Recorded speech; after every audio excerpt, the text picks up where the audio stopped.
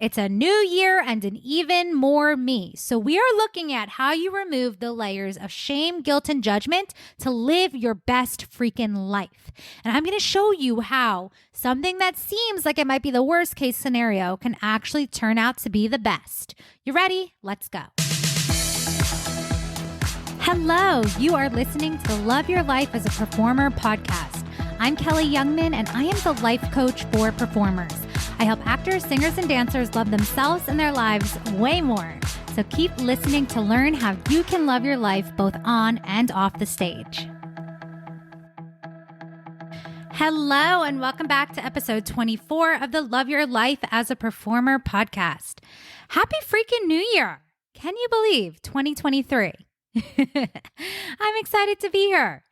Okay. I keep discovering so much about myself and about coaching and about how coaching has impacted my freaking life. And I can tell you the logistics over and over and over again, but I really think it comes to life when I share stories about how it is affecting me and how it's impacting my own life experience.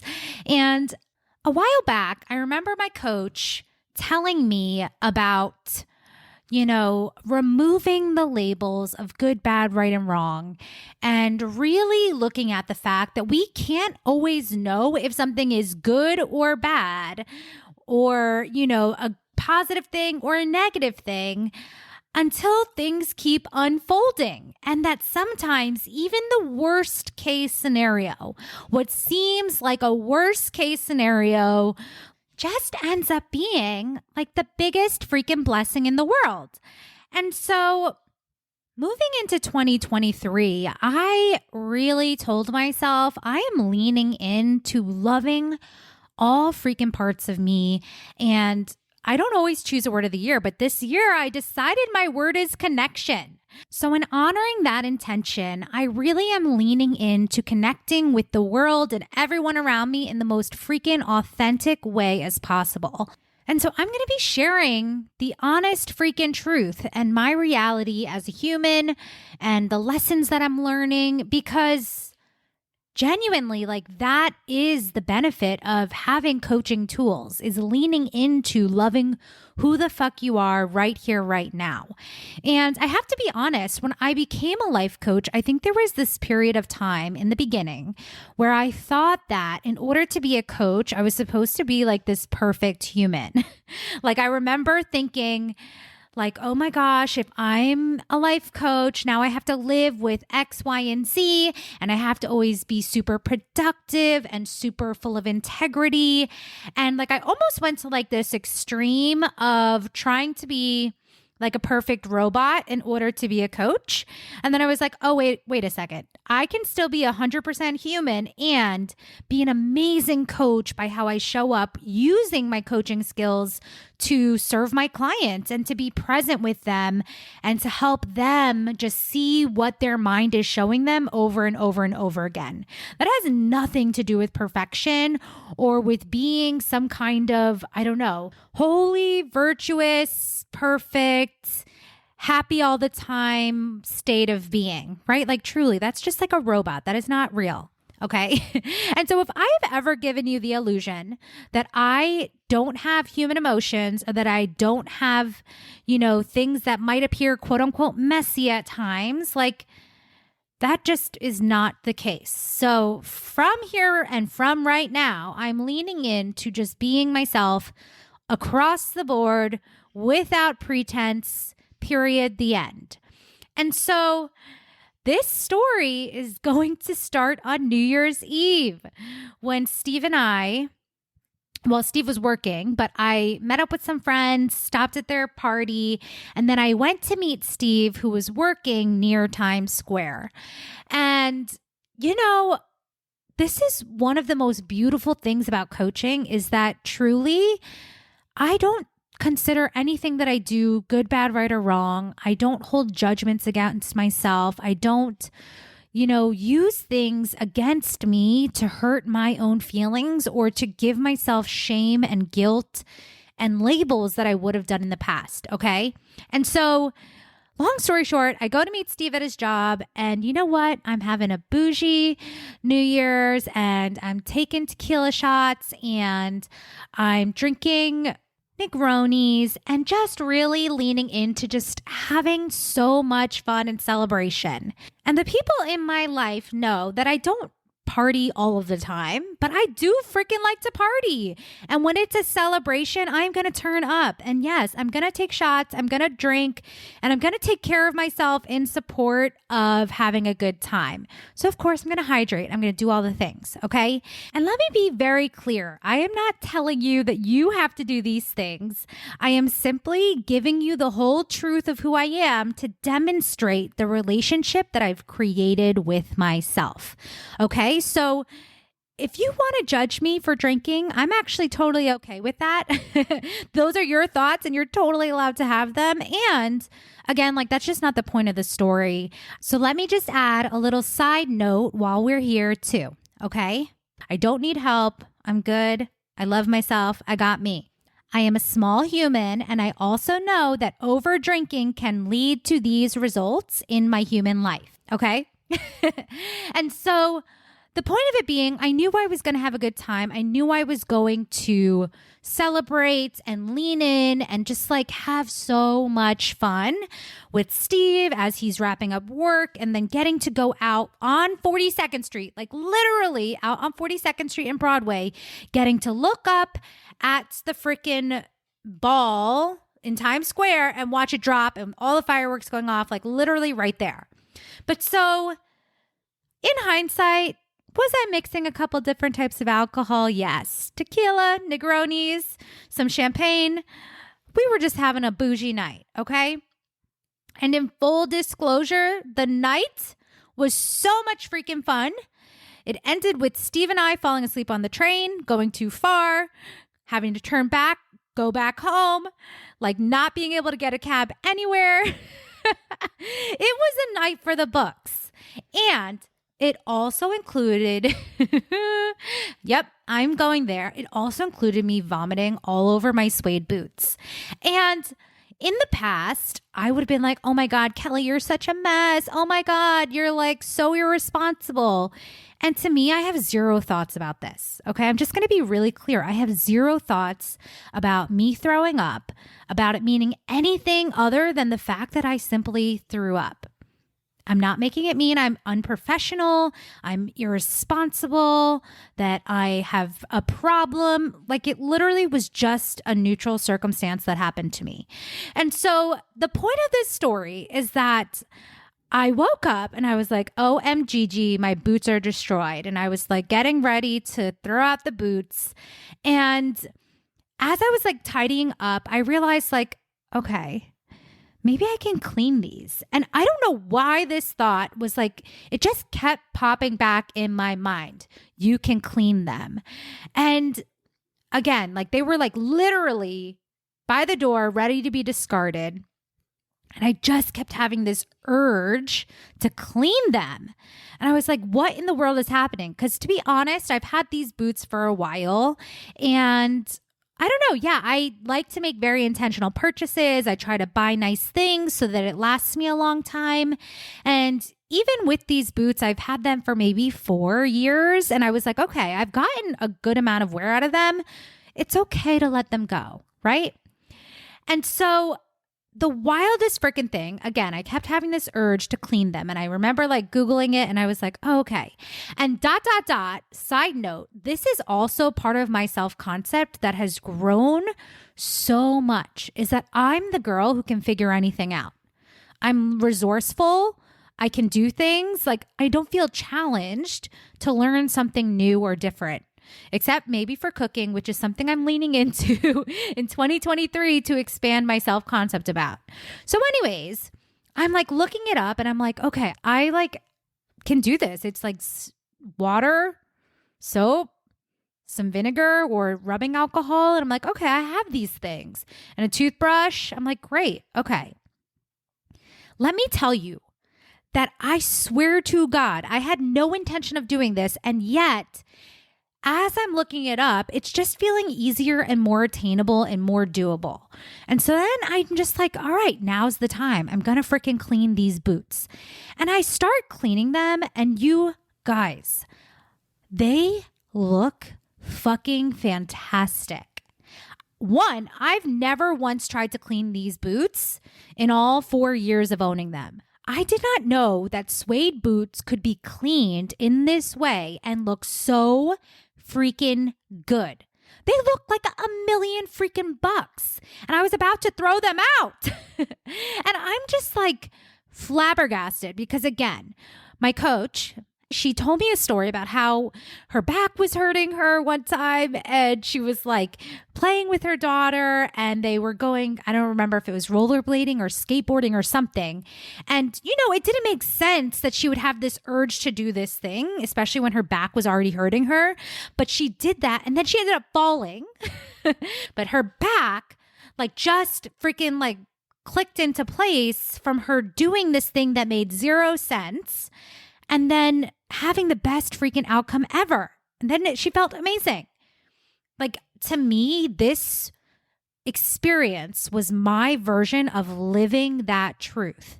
That's something that seems like the worst freaking case possible. I'm sorry, it was so not glamorous or cute to be throwing up outside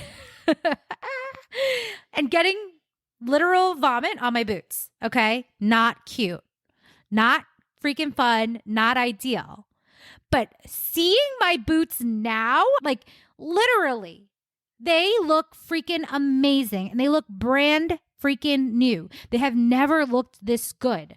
Just from me deciding and thinking maybe I could clean them. And then having the self-concept that I'm freaking resourceful, and whatever I decide is what I get to experience. What in the world? Okay?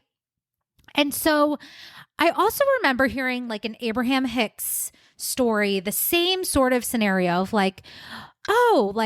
thinking something is good, and then, something else happens, and then there's another twist. And then that story, it's oh, that's too bad. And then something good comes out of it. And then oh, that's amazing. But then something bad happens. And she was telling this story of a game that she would play with her grandkids of just showing our brains over and over and over again that we never know if something is good, bad, right, or wrong in the moment. And we can lean into trusting that everything is always working out for us in perfect freaking timing with so much love. And when we are not adding on what I call the second layer of shame and judgment and I don't know, so much extra feelings about ourselves and making ourselves horrible and beating ourselves up, there's just so much more freedom. Okay. And yeah, I drank my vitamin water, got some electrolytes the next day, felt totally fine as I recovered and gave myself space to love on myself. And just honestly, Steve and I laughed and rested and watched movies, and he ordered us sushi, and we just had the most amazing, perfect night in. Oh, actually, and I forgot, we went to brunch at the Smith. I freaking loved the Smith. We had brunch. It was amazing. We literally had the best day ever, even after this night. And so in the past, again, I think there would have been space where I was holding on to messing up or being messy or giving myself, again, just all this extra bullshit that, would make me feel like somehow I was a less than person or a bad person because of this experience.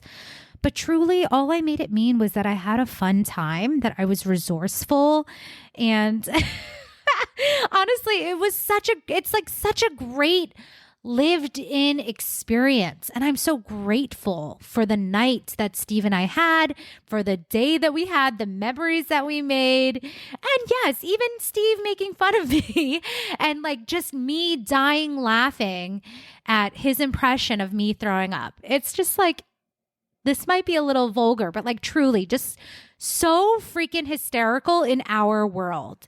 You can let any experience you have just be so lighthearted. Again, when you're not making it mean anything bad about you, and when you're not just putting yourself through so much extra weightedness to an experience that gets to just be neutral and you get to make it mean whatever you want. But yeah, that was how my New Year's freaking started. And now I have the most amazing, gorgeous boots in the entire freaking world. So all of that to say, coaching is a space for you to live your life fully, however that looks in the moment. You get to trust yourself, you get to love yourself, and you get to respect the fuck out of yourself, even when things go a little haywire, and even when things get a little air quote messy, and even when life isn't showing up in the way you kind of expected or hoped. Because even in those moments, beautiful shit can come out of it. And you're always uncovering the next layer of just living in your full self without judgment, without comparison, without any shame. Like, it honestly is such a magical land and a different kind of experience when you can hone in on who you're being and just love yourself no matter what. It makes you so unstoppable and free and light, and it's just a different way of living. And it's available to you 100% of the time. You get to live your life as much as you want in whatever way resonates for you. There is no one right way to exist on this planet. There are no rules. And you get to just be free in your experience to honor whatever is calling you right here, right now. Okay? And this is the work we do in coaching. We untangle this so that you start seeing that your self-worth is never based on your actions, your choices, your accomplishments. Your self-worth as a human is inherent. Your love and worthiness as a human just exists. It's a non-negotiable. And when you start freeing yourself up to have any experience you want to have in any way that you want to have it, you will truly be so judgment-free for yourself. And in turn, you are going to have so much less judgment towards others. It really is a different kind of life experience, free from obligation, pretension, and any kind of layer or filter where you don't show up as you, authentically you in any given moment. Your life can be so freaking free. And I'm going to keep inviting you to get started. So go to kellyyoungmanwellness.com/launch to book a call now. 1 hour with me will uncover what you are wanting to create in your life, whether that's moving towards new goals, releasing the judgment, stopping doing shit that you don't want to do out of obligation or out of service of others, right? Like, all of this gets to be shed. And what's on the other side is a different kind of life, a different kind of relationship with yourself, a different kind of relationship with your partners, your family, your career, literally all of it. It feels so much freaking better.